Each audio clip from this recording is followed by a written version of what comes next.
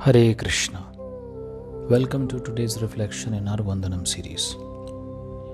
Let us begin with today's prayer from the Rudra Gita, where Lord Shiva gives the Prachetas an important instruction about how they should continue their spiritual practice.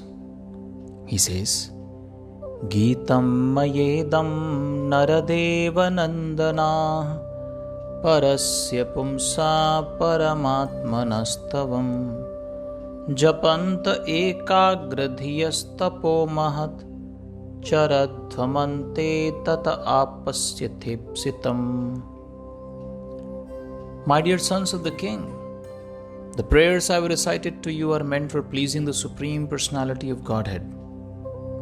I advise you to recite these prayers, which are as effective as great austerities.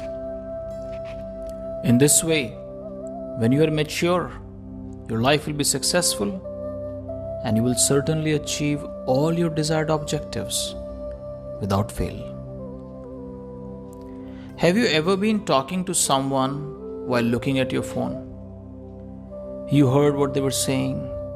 You may even have nodded at the right places. But a few minutes later, you realize that you hardly remember the conversation.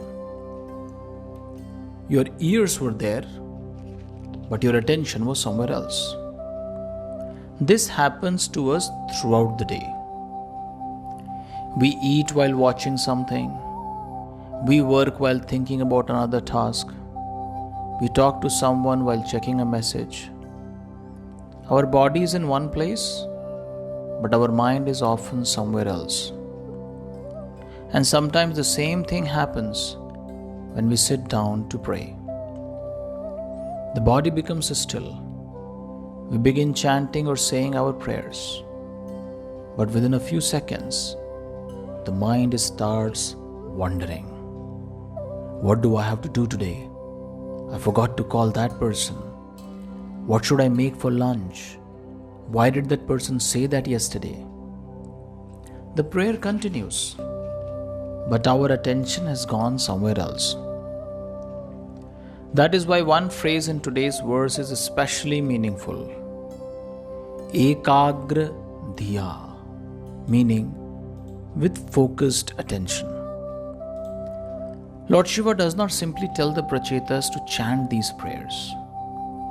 He asks them to chant while trying to keep their minds focused on what they were doing. Perhaps there is an important lesson here for us as well.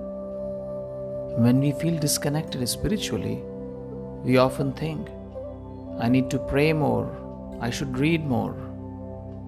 And sometimes we certainly do need to give more time to our spiritual life.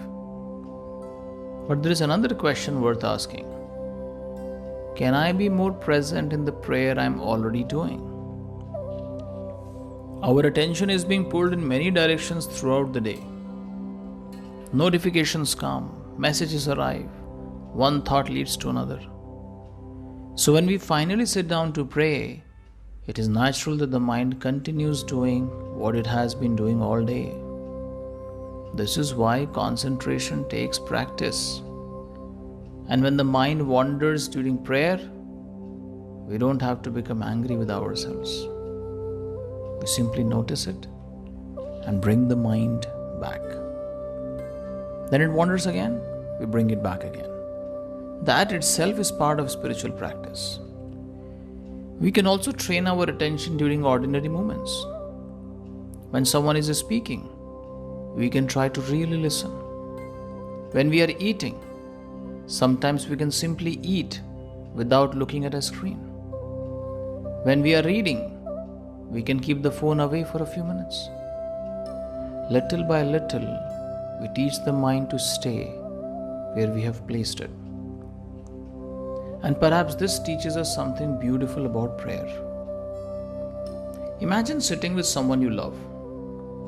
They spend 30 minutes with you, but during the entire conversation, they keep looking at their phone. They gave you their time, but what you really wanted was their attention.